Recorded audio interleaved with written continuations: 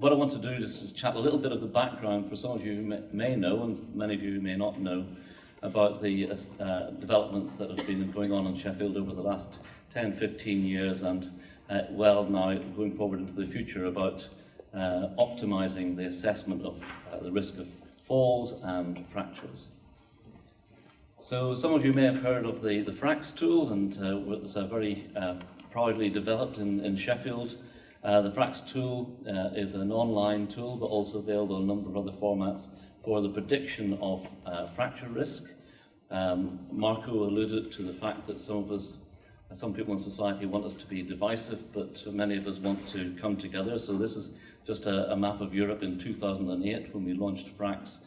We had models available for 6 European countries at that time, and over the last 10 years or so we've brought Europe together, and we have now got models for the vast majority of European countries to estimate fracture risk for the epidemiology of fracture and mortality within each of those countries.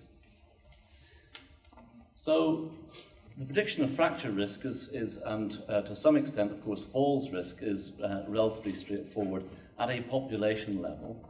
And so you can build tools such as FRAX from population data, but ultimately in the clinic we're dealing with the individual patient in front of us. And that's really where the work with Insigneo really wants to take us. So to make the tools that start at the population level, but to come down to the personal level and make them a much more personalised model of prediction.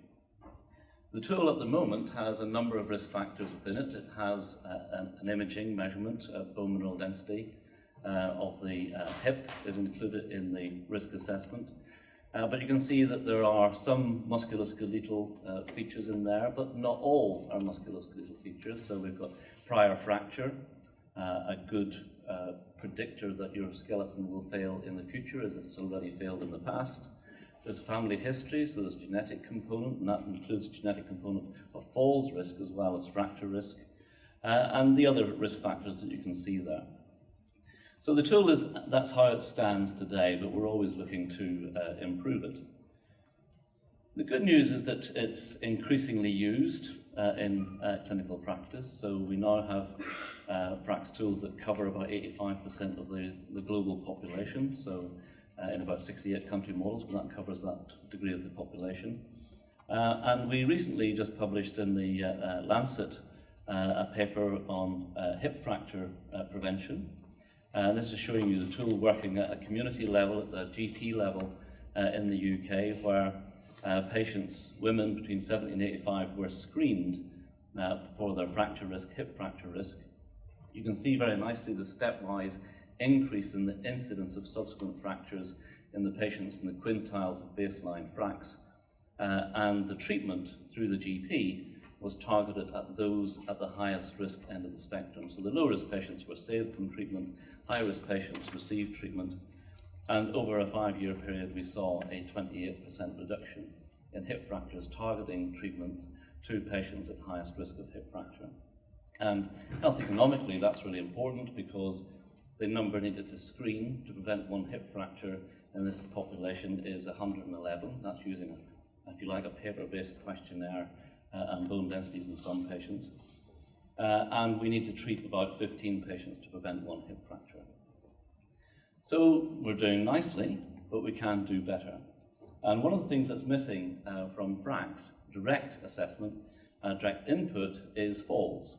And that's something that we would really like to put right, and that's something that we are addressing in our collaboration with Insigneo. We have a multi-sim project ongoing where we're looking at mobility assessment plus 3D imaging of not just bone but muscle and coordinating that into predictive models.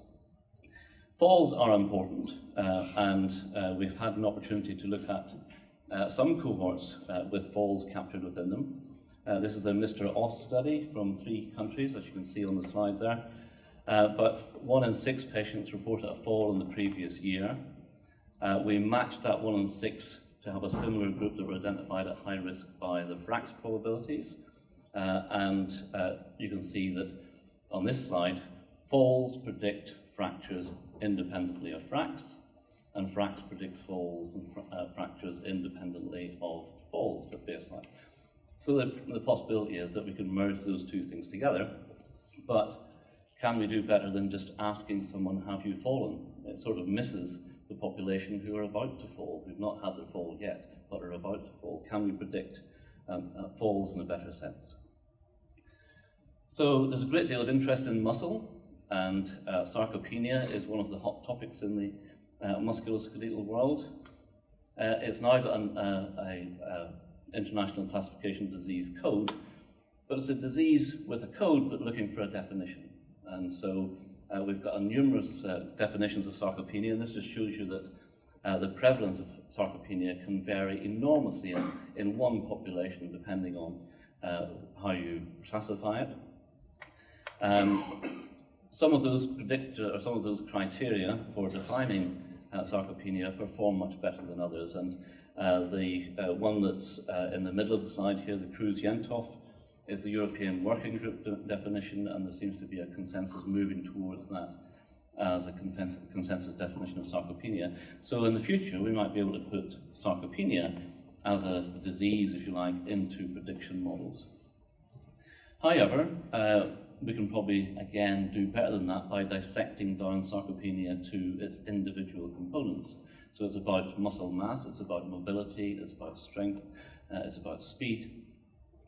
And again, within that Mr. Ross study, we've been able to look at markers of musculoskeletal performance, muscle and mobility performance. So on the top left-hand side of the slide here, we've got the time to undertake 5 stands, and you can see that the red line at the bottom, anything above that increases your risk. So the longer you take to do 5 stands, the more your risk of fracture, major osteoporotic fracture in the ensuing years. And you can see if we move across the diagram there, we're adjusting it for other risk factors. And even when we get to the end where it's adjusted for fracs, with and without BMD, then the time to do 5 stands still remains an independent predictor of fracture risk. The same is true for walking speed. The faster you walk, the lower your risk. The stronger your grip strength, the lower your risk. An appendicular lean mass is something that we can measure on the DEXA scanners, so you can get a number of risk factors on the one device. You can get a bone density measurement, you can get a vertebral fracture assessment, and you can do an appendicular lean mass assessment as well. Just to finish off, fracture prediction comes out with a number, but the number doesn't tell you everything that you need to know about that patient. So I've got 3 examples here, and on the right there are fracs major osteoporotic fracture probabilities that are all 20%. But the pattern of fracture over the 10 years may be completely different, depending on what's driven that 20% risk. So if it was just a random distribution, there'd be a sort of fairly constant spread over the 10 years of follow-up. But there are some risk factors that confer an imminent risk. A fracture itself, your risk of a refracture is much greater within the first 1 or 2 years after your first fracture than it is over the subsequent 7 or 8 years of that 10-year period. And falls also fall into that category. With Marco and colleagues, we've been looking at different models that may be useful in predicting short-term fracture risk. And the nice thing about these models is that these days we're looking increasingly at imaging and finite element analysis of those images. And in the literature, for example, they will usually undertake assessment of bone strength under one condition, a lateral or sideways fall. But actually, if you take into account the fall variable distribution, we don't all fall uniformly in one direction. And if you take that into account, you can actually improve the assessment of bone strength and the likelihood of fracture. And what we're hoping to do is that if we know the patient has a given fall rate, we can actually convert that into a probability that over the next year they will have a fracture if we don't intervene successfully. So that's just a flavour really of what's been going on, and the multi-sim project. I sincerely hope that this time next year I'm standing here chatting to you about all the output of the multi-sim project, which we've been looking at gathering patients on who are fallers and non-fallers in an elderly population, doing lots of mobility assessments, doing lots of imaging assessments to inform the various models that we saw in the film at the beginning of the session and that Marco alluded to in his introduction. It's a very easy conclusion to make that falls and fracture prediction can still be improved. Since Pam is here, I've put in brackets neuromusculoskeletal determinants of falls, because I think ultimately probably we'll all end our careers and think we should all have been neurologists. But the prediction of imminent risk, we've got lots of very interesting molecules that are coming to the marketplace, hopefully within the next few months, that show rapid increases in bone mass and bone strength, and will be ideally targeted to those patients who are at the most imminent risk of fracture.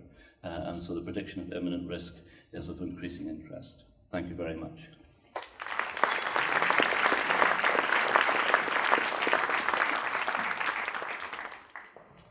Thank you very much, Eugene. Any questions? Coming along for sarcopenia, is that problem in sarcopenia?